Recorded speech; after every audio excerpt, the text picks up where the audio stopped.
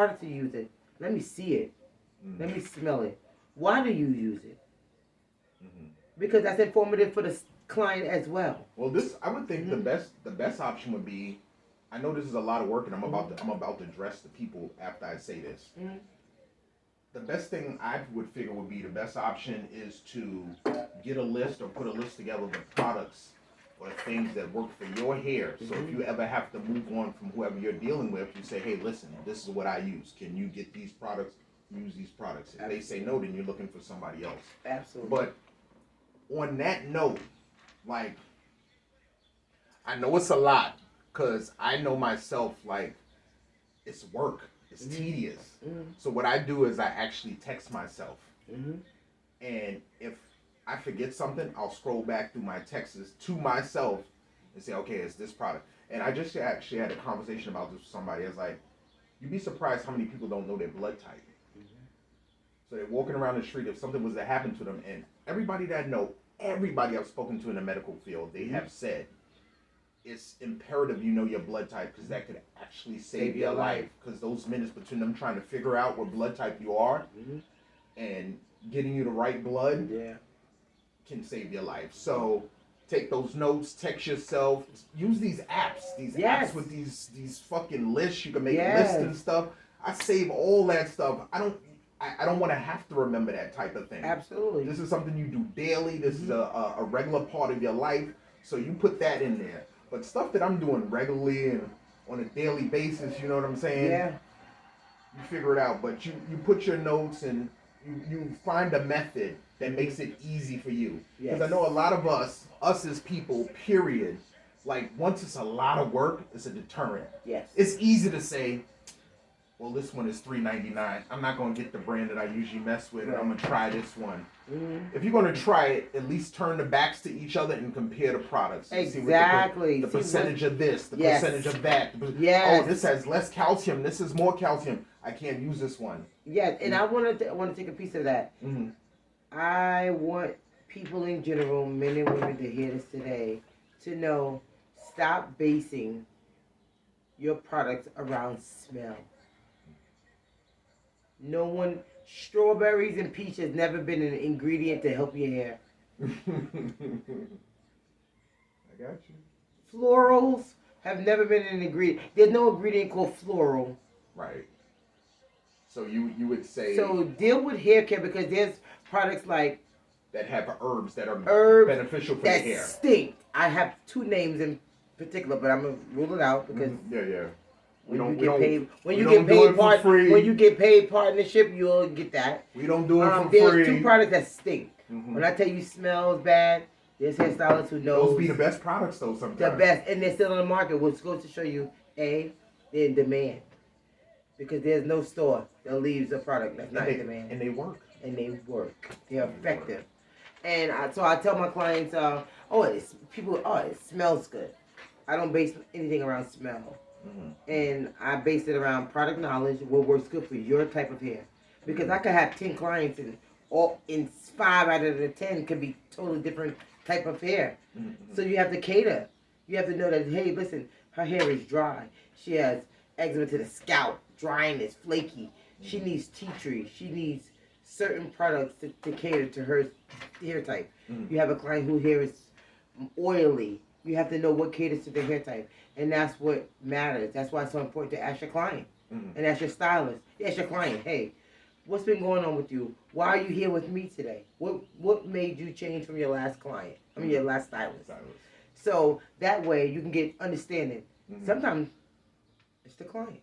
But you know, nowadays communication is minimal. It's minimal. Yeah. If you have a person that walks in, majority of the time, they're not going to volunteer information. No. You're going to have to pretty much interrogate them to get this out of them. Absolutely. But this is going to be beneficial for them. But some people are going to take it and be uncomfortable. Because most people change for price. It's not even about hair care. You know, for me, I have explained to numerous women who have been concerned about their hair, like, listen, I come to you because I've heard you do this treatment, you do steam treatments, this, that, and the third. Whatever they heard about, whatever the reason they are, they come to me. But then you have some women who is like,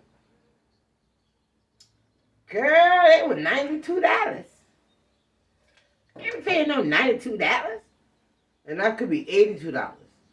And that doesn't mean that the stylist was even bad. It could have been a great stylist. But some women could say, "Oh, you this much? No, hey, well, I'm just gonna go cheaper," and they belittle themselves and they treat themselves bad because what people don't realize is that when you cut costs on yourself or dumb down things that's necessary for your hair, you only hurt yourself. But if you can't afford it, what's your options? You're right. What's your options? But you can buy products that you know what works for yourself. The key is, when you go on the internet or you look on social media or whatever the case may be, you need to know what type of hair do I have. What products are good for this type of hair that I have, and try those products at home. So you can have the information, which is online. You can find out much. The key is to know what type of hair you have. If you don't know what type of hair you have and you don't understand numbers and 4C and 3C and all these things, they can reach out to you. You can reach out to me. All right, that's what we're gonna do. How about that? Because this seems very, very complex. So yes. We're gonna It's so many avenues. Reach out to you. And, yes. All right. Okay. So now. And I'll give you more info. I want to get towards men because, yes, like I said, the majority of men. Of course, I'm doing this for the ladies. That's why I have her here. But hair is hair. Hair is hair. Men have hair. Women have hair. Absolutely. So now this is for my guys. Okay. I'm gonna throw it out to you from my perspective. My generation, my era. You know how I feel. I wouldn't do any of that. Right. Cosmetic stuff. You'd be surprised how many of your generation does it. I understand that, but I think that we could okay, dig deep. right, I'm gonna go down a rabbit hole a little bit. I'm not gonna go super deep. Okay. But to me, that's an insecurity thing. I agree. Me personally, however God made me, I'm gonna fix it. I'm gonna do what I have to do. Right. I mean, if I gotta comb it over, if it look right to me and I'm good with it, I don't care what anybody else thinks about it. So somebody outside's perception of me, it doesn't matter. You know me, so you know how I am. So for somebody like me, when do you know at the point where, like, it can't be saved, as far as you can't bring it back naturally? Because I've heard this is some old school shit. I'm really going back here, and I wouldn't even fucking try it. I think you know what I'm gonna fucking say. God, go.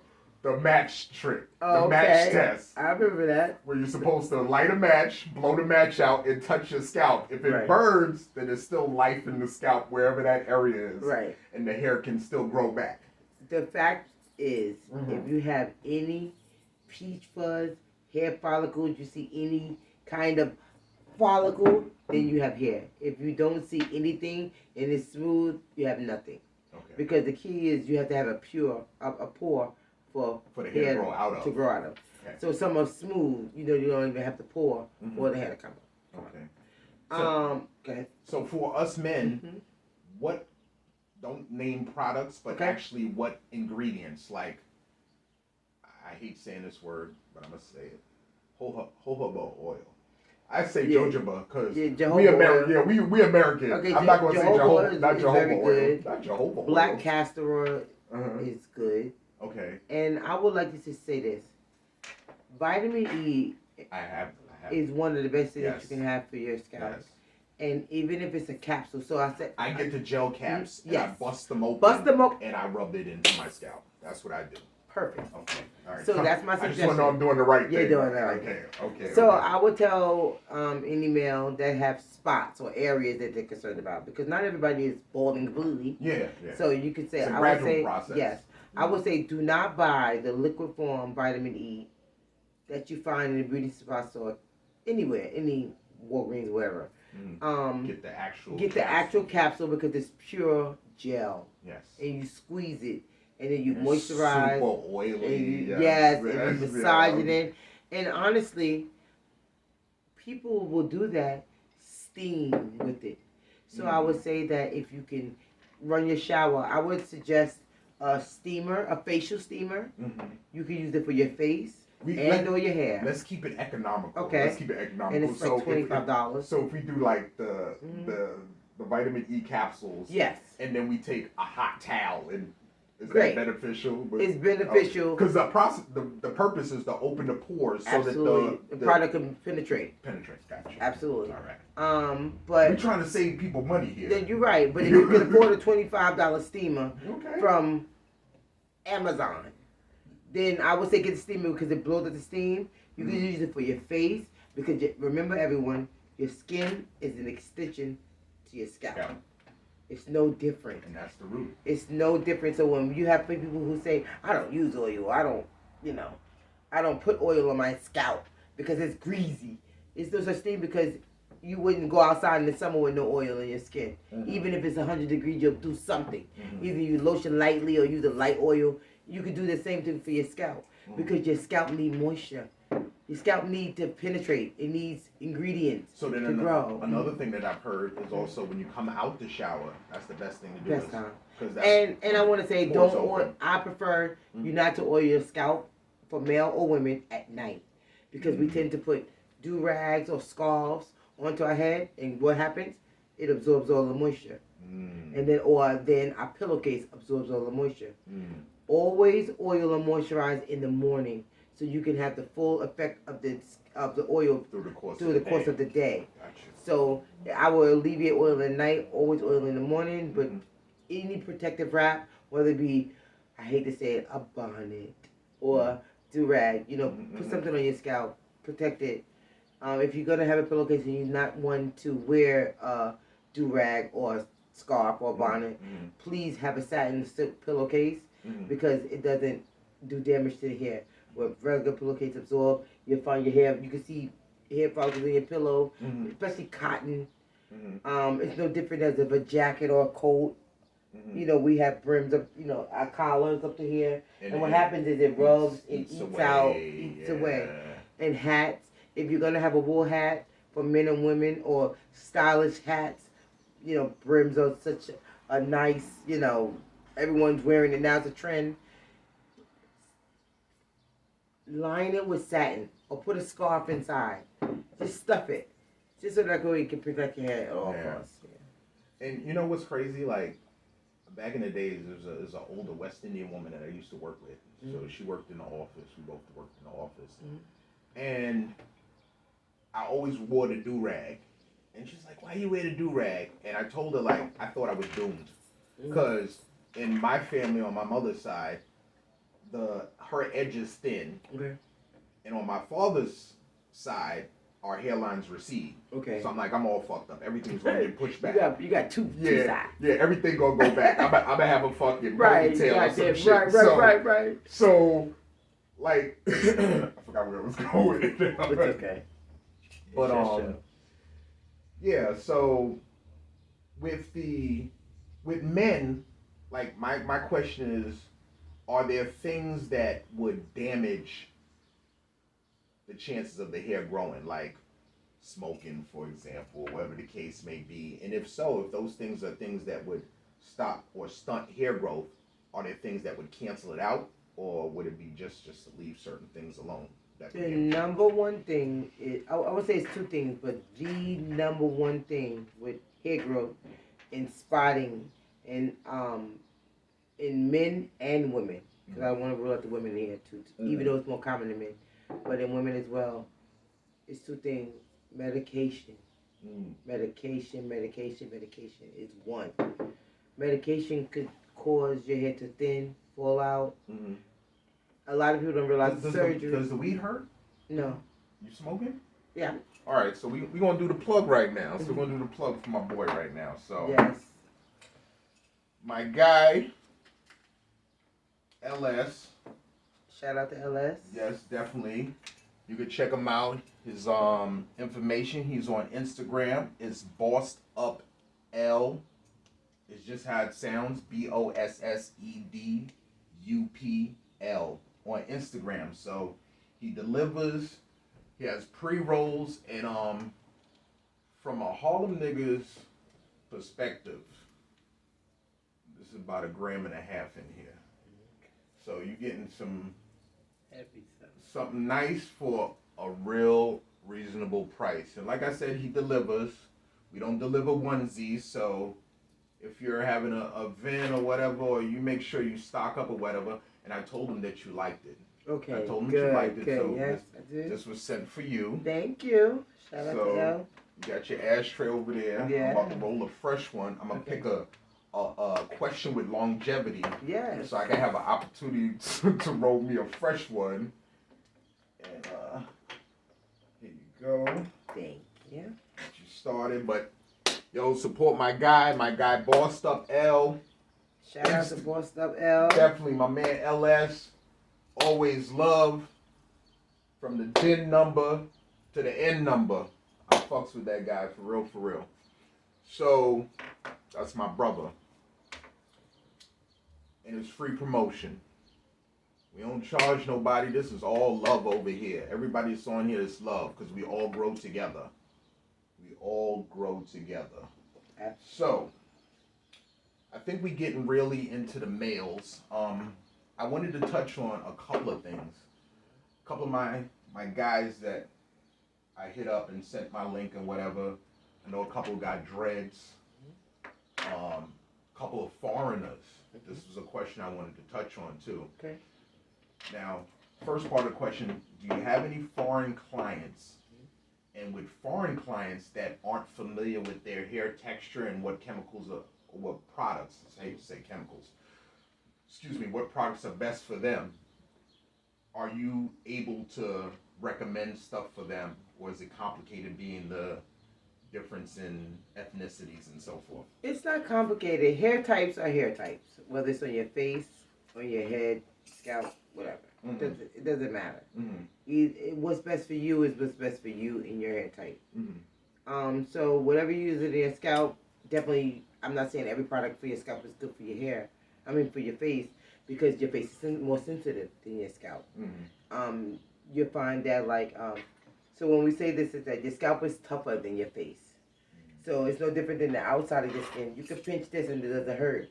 But if you pinch this and underneath it hurt, because this is exposed. Mm-hmm. So whatever is exposed usually is tougher than what's not exposed. Mm-hmm. So it's no different than your scalp. So with the hair being the cover up, yes, it doesn't get the type of attention that your exterior skin gets. Because if your skin is irritated here, then your scalp is usually irritated. Mm-hmm. The sensitive scalp, sensitive skin usually works in there because it's an extension of your skin. But the key is to know your hair type. Like I said earlier, know what products works good for you. So if your hair's dry, you need more moisturizer. If your hair's usually more moisturized or oily, greasy, you need more of a less moisturized shampoo and conditioner. Can too much damage? Yes, absolutely. Too much can damage. That's when you're getting into proteins and treatments. Mm-hmm. When you're dealing with proteins, it just seems like a lot. It is a lot. That's why it's so important to know. To have a good stylist. A good stylist, and to be informative, to ask questions, and to have a stylist that give you answers to your questions. You know, if you say to your stylist right now, randomly, I want to see the shampoo you use, you're supposed to be able to touch, feel, smell. Know what you're using. Know what works for you. Know if this, hey, I don't like the way this feels. Communication is key. You know what? I know you use this on me. I know my scalp is dry, but this product seems to really dry it out more. It seems that it's not helping. You got apes and doves too. It seems that it's not helping. Then you may say, hey, this product, not that I should not use tea tree on your dry scalp. This product is not for you. So sometimes it's not about what you're using, it's the brand you're using. It's the amount you're using. You know, a lot of times people can have oily hair and you have a person so let me put it in perspective. Most people who oil their scalp, if their scalp is dry, I always say your finger is wider than your parting space. So if I part my hair right here, my finger is wider than the parting space than the comb. Gotcha. So if I take oil and put it there, it's gonna go into my hair. It has no choice. Because if I put oil on my finger, your finger's wider. It's going to go into the part of my scalp and onto the hair. Because my finger's wider than my part. Understood. Makes sense. So I cannot part close together because I'm oiling too much of my hair with my scalp. Gotcha. So you need to part here, here, here, here. So that way your body heat is going to make the oil spread. So you're not over oily, you're oiling your hair. Gotcha. So you're not producing too much moisture. Because if you're over clogging your scalp that needs moisture because it's dry, that's also a problem. I'm hindering it now. Now I'm creating a bigger problem for you. You're creating a blockage in your absolutely. And what's going to happen is going to clog the hair follicles, blackheads, hair, anything can form. Blockage, breakage, and all of these things are important. That's why it's so important to have a consultation with your client to know what kind of hair your client have. Hey, when you shampoo it, knowing what products was best for your client. But that comes from a stylist point of view. As a stylist, every stylist should know that these are the things that you're supposed to take. It matters into your own hand to say, hey, this client is different from her friend that she was recommended from. Because it's always a friend that has a hairstyle that recommends the other friend. I like your haircut. I want your haircut. I like your style. I want your style. But that's not for your hair. That's not realistic. Because you can have two people can have the same style and look totally different. Right. Because I can have a oval face, a round face, a pear face, a heart face. You see, all your shapes make a difference. Your cheekbones. So me being I have a round face. It won't fit your face as well. Right. So I would say to a client, hey, you know her hair ends here, but your face is more round. So I need to bring it down some. I bet most to create want to space. hear that though, right? No, they just want what the person has. Yeah. But that that goes to the other side of being a hairstylist. Yeah. Look, that's another round. Round two. Does it deter you, or does it get you to the point where you could pretty much point out who really wants the information, or who just? Yes, I appreciate the one who cares about their hair and wants the information. Absolutely, immediately. I'm gonna keep it real. The one with the new outfit, the new shades, Versace, Gucci, don't give a damn about her hair. Don't care about the health. No, the one who worked hard, got her waiting for her pension, getting home late, coming to the salon, rushing from the train station, is the one who cares about her hair. And it's just the reality of life. Because a trend is what it is. It's a trend. So the person only want to be for the now. She's not looking for the longevity of hair care. She don't care about the foundation of her home. She cares about the cute apartment. She don't care that it has mold building up and there was no, that's just the way it goes. You have those clients, and unfortunately that comes with it. But with those bad clients, you always get the good to remind you why you're here. To remind you why this is so important. I wouldn't call them bad clients. No, I wouldn't say. Just because that's their wants, that's their wants. You're right. I wouldn't call it bad clients. They're just in a different space. Yeah, they're not concerned with the health of it. And then you have clients who are like. It's the vanity of it for some people. The vanity. So. That's the perfect place. But I guess no two people are the same. Yeah, because even like in my travels, like I've noticed like certain people don't want the advice. Right. So why give it? Yeah. The people that you get the feel of, they really want to learn this, or they want to. They care. Yeah, they want to get this knowledge, so then it makes me open up. But it makes you stronger because like I had clients, of course, growing up, and now they say I want to. Well, hey girl, I want to come in and get a perm. I was recommended to you. I want to get a perm. I said, do you want to get a perm or you want to get a relaxer? Because I want to be clear. Right. Because I know right from wrong. And I always say that in our world, hairdressers, clients think that it's a hobby for us. Like, we so social that we become dumbed down to the client where we're, we watch Power Today. I watched Love and Hip Hop today. That no one's even speaking about hair care. They lose perspective. Of what's important, what you're here for. Yeah. And we don't do that with any other profession. I never go to the doctor and think about what's on TV. But would you say that you kind of inflict that? Because listen. Yeah, you know where I'm going, right? Yep, go ahead. You know where I'm going. Go ahead. Because I'll say this. Tell you. I know quite a few. Yeah. Hairdressers, stylists, etc., whatever you want to call them. I want to get into that. And they're just like cab drivers. I agree. They're going to talk. So, in the flip. I definitely want to discuss that's all right. So don't you think some people are going to lose perspective? I agree. That? I definitely agree that it's definitely the salon that you go to. I feel like it's no different than a woman for a man or a man for a woman. Like, you are who you attract. You know what I'm trying to say? So it's like, you get that stylist that's talking about power all day. So for myself, all my clients could confirm this. I've always worked away from the TV because you didn't come here for TV. First of all, I didn't go to school and pay thousands of dollars to have you come here for television. I don't care about power or what's going on with power. What about them being comfortable while they get It's not about being comfortable. This is not home. The service done. When you go to the doctor, in the office with the doctor, is there service been done? When you at the chiropractor, is there the TV on? Do they play music for you, soft music? Do you feel good? Yeah, no, they don't. They got the waiting room music. Right. And you wait. In the waiting room, we have that as well. But once you be in service, don't dumb down my service and my hobby. I mean, don't dumb down my service and my career as a hobby for what you think it is. I don't care about what concert you're going this weekend.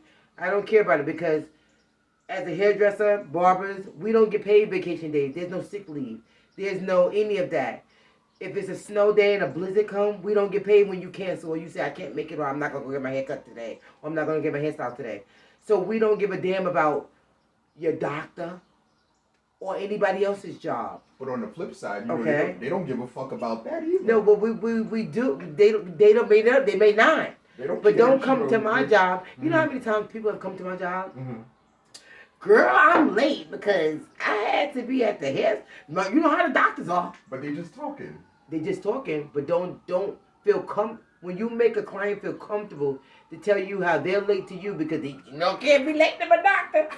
I can't relate to me too because I also worked hard and I paid for my career as the doctor did. I'm gonna give you a tip. Don't dumb down my service. I'm gonna give you a tip. This is a social tip now, and this is something that I learned over the years. If a person don't ask you a question, there's no reason to respond. Okay. So if she said, "Oh, I'm gonna be late for my," ain't nothing to be said. You just keep doing your job.